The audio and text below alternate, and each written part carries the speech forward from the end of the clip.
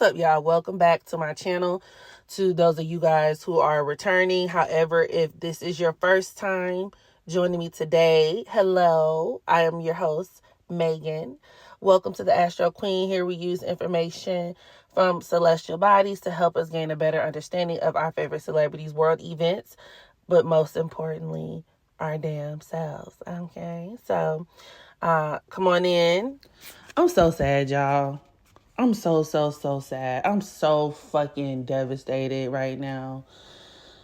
I don't think I've been this upset by a celebrity death since, I don't know.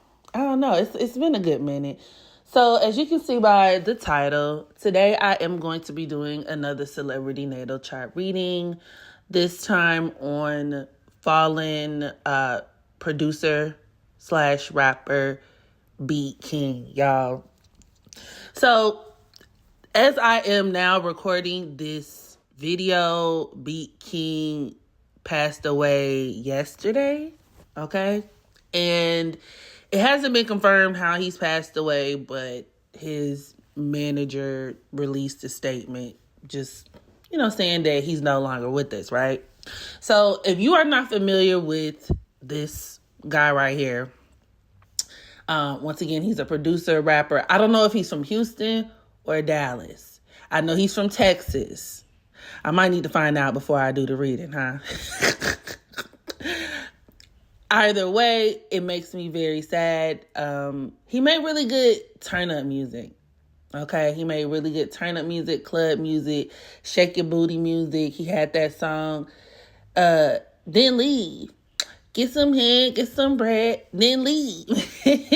But even though he was just starting to get a lot more traction in terms of like mainstream radio play, unbeknownst to me now, because I didn't know this, but he has been, BeatKing is a legend in Texas. He's been around making music since the very early 2010s. And he actually has like a lot of good work out there. So y'all go look him up, get those streams up. He got kids. I think he has some daughters so they can eat.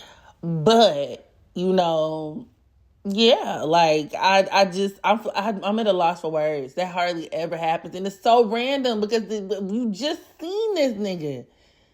We had just seen these niggas. But anyway, anytime something like that happens, like a death that abruptly random, just out of the blue happens, it really does make me, even on a personal level, want to let me look into their natal chart and see what the fuck was going on. Like, what's happening here? So, first off, I want to say rest in peace to BeatKing. Like I said, I'm an absolute fan. He's a legend, will always be a legend. And I always get a certain subsector of people in my comments whenever I do natal chart readings on deceased individuals, especially the more recently deceased, right? Where it's like I'm doing something unethical. Maybe there's a certain fraction of people who feel it's unethical to do natal chart readings on people who have recently transitioned. Well, let me tell you something, bitch. That's not how we operate over here, okay? I'm not a medium. I'm not a psychic.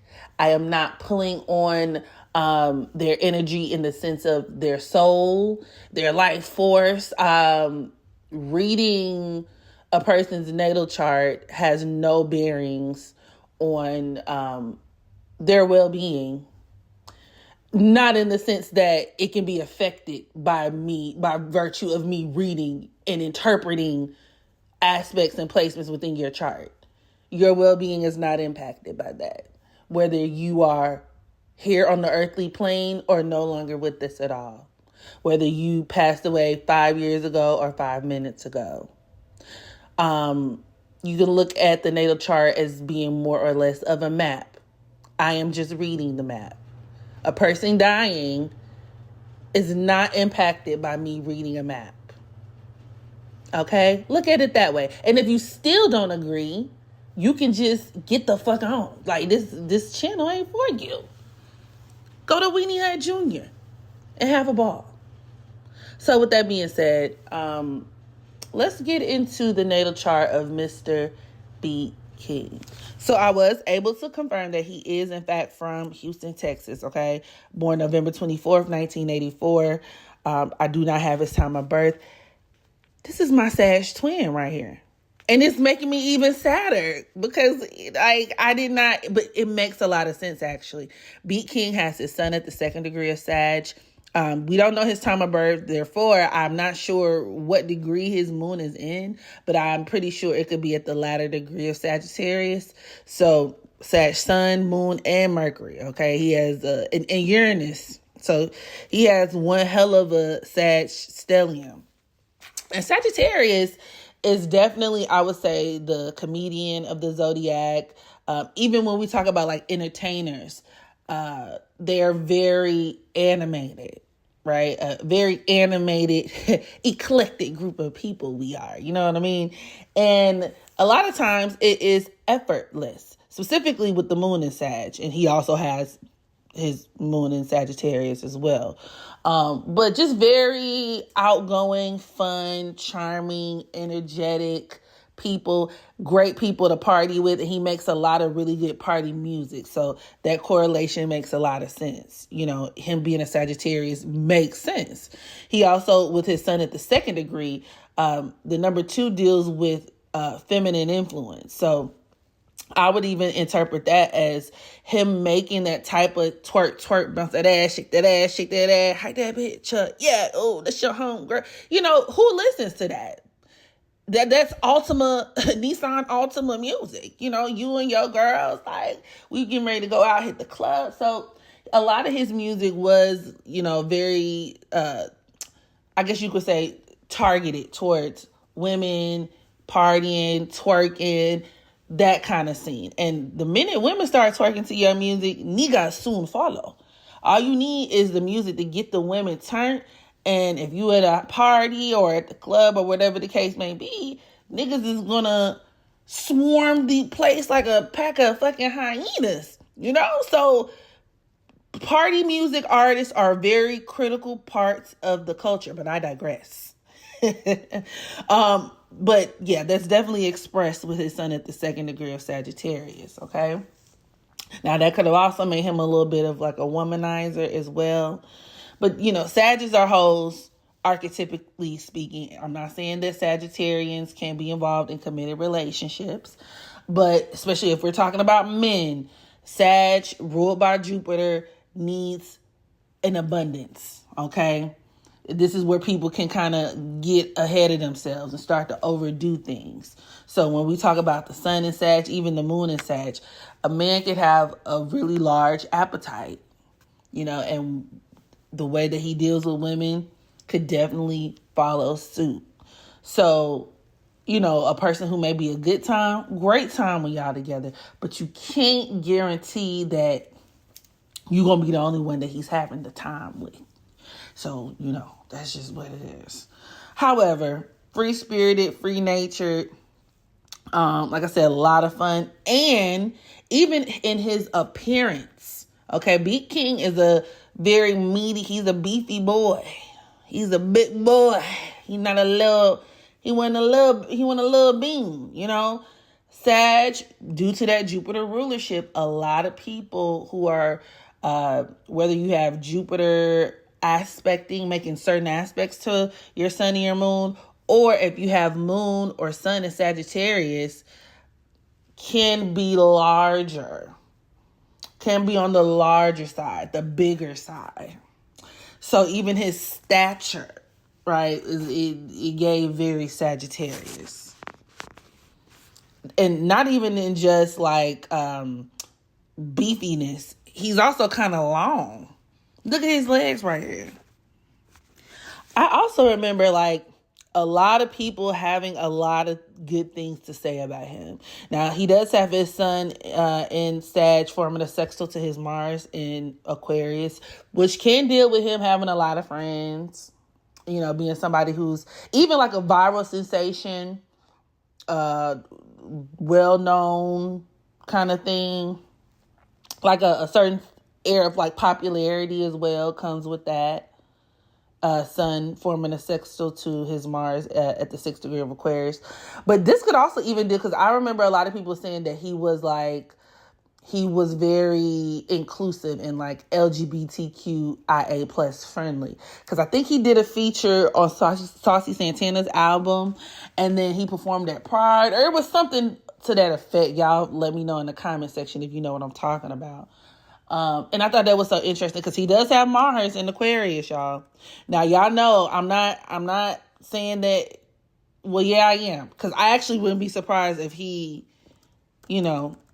dibbled and dabbled. Not saying that you can't be a person who is just inclusive and supports people being themselves and not be, on the spectrum. But in this particular case, he has his Mars in Aquarius and is forming a square to his Pluto in Scorpio.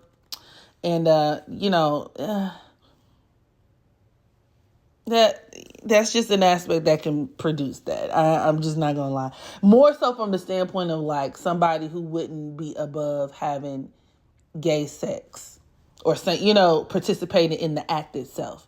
Not, I think he had a male lover somewhere tucked in the fold, or where at least that could have been a temptation.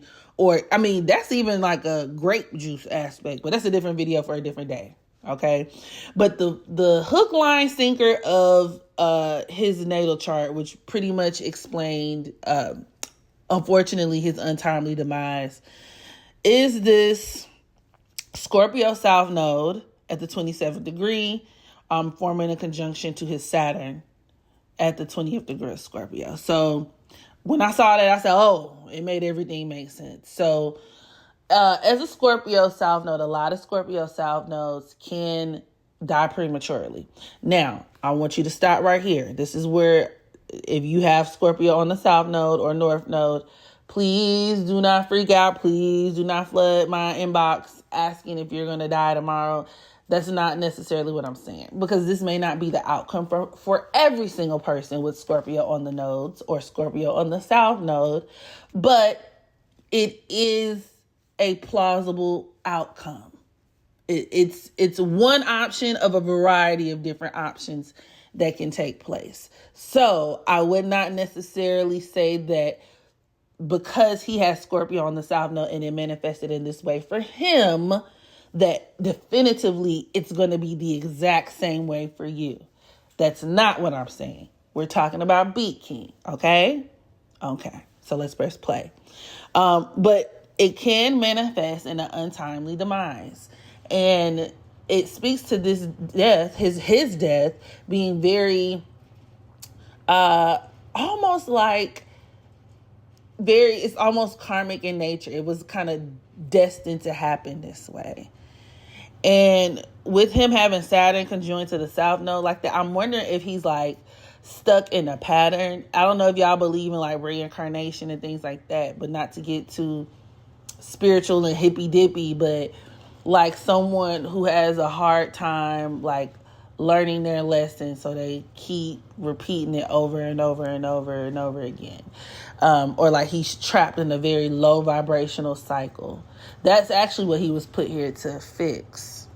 Because, it makes sense, because with him being born in 84, he's around that Nipsey Hussle generation. Now, y'all have to understand that the lunar nodes are also very generational, okay? Meaning you could have a certain group of people, a big chunk of people, a generation of people born. They all share the same lunar nodal placement just because they were born within a certain period of time.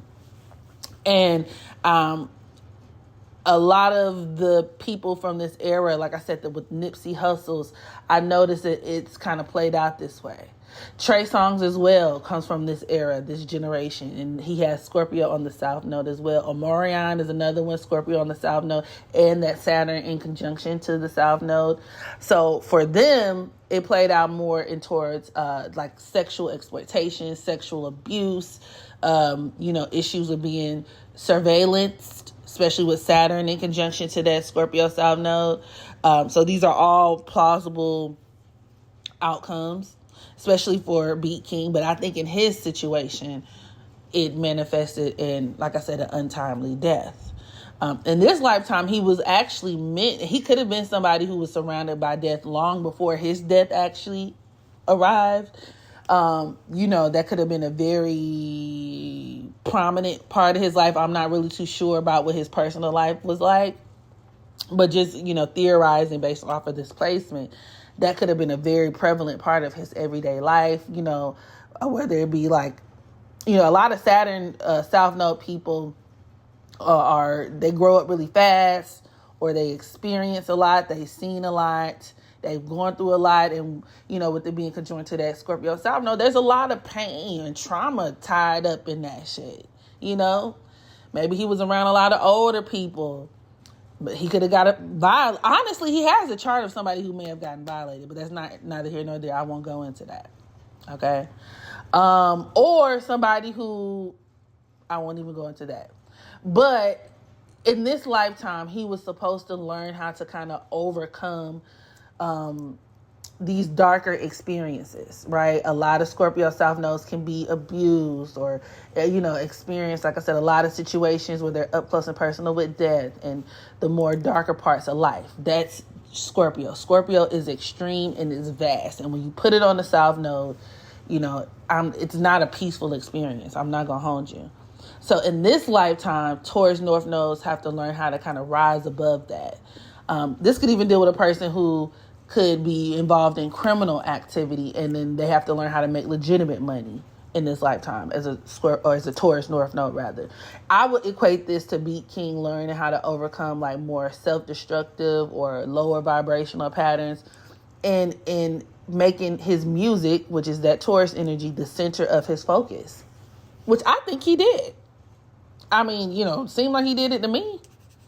And then he has Venus at the 12th degree of Capricorn, which is another reason he was really able to commodify off of that, especially in conjunction to Jupiter, him doing all that touring for his music, where he was very focused, very, very much in tune, very much locked in, probably had some really good advisors. So, for what that's worth, that's cool. It could also even deal with where, Taurus is one of those signs that can deal with like production in terms of music. Like I see a lot of producers with that Taurus energy. So that's another, way that you could look at that. And with his Venus in conjunction to Jupiter and Capricorn, he may have been doing this, like I said, for a very long time, even on the production end of things, longer than most people have known. That could also deal with him gaining a lot of respect, having a lot of the respect of other people and his peers and things like that in the industry, which is also pretty good if you ask me. But yeah, I would definitely attribute his death to that Scorpio South Node. And he was also very sexual, and I'm sorry, and now that I think about it, it makes sense. With him being a Scorpio South Node, a lot of Scorpio South Nodes can be very, very sexual in nature. Even when you listen to like his music and stuff like that, he always talking about getting head, and Taurus rules the mouth, okay, with Taurus on his North Node. So getting head, getting bread, doing this, doing that, fucking he's very sexual. And Sagittarius is another one of those signs that kind of get slept on for being hypersexual too. So he was very, very sexual. I wonder if he had a lot of kids. Somebody get back to me on that. But he does have Sun and sextile to Mars, so I'm pretty sure he was a great father, or someone who could have been, very fun and almost like a best friend to his kids. So, with that being said, I'm gonna go ahead and conclude this reading. Y'all drop down in the comments. Let me know what y'all think about his chart. And I will catch y'all in the next video. Rest in peace to BeatKing.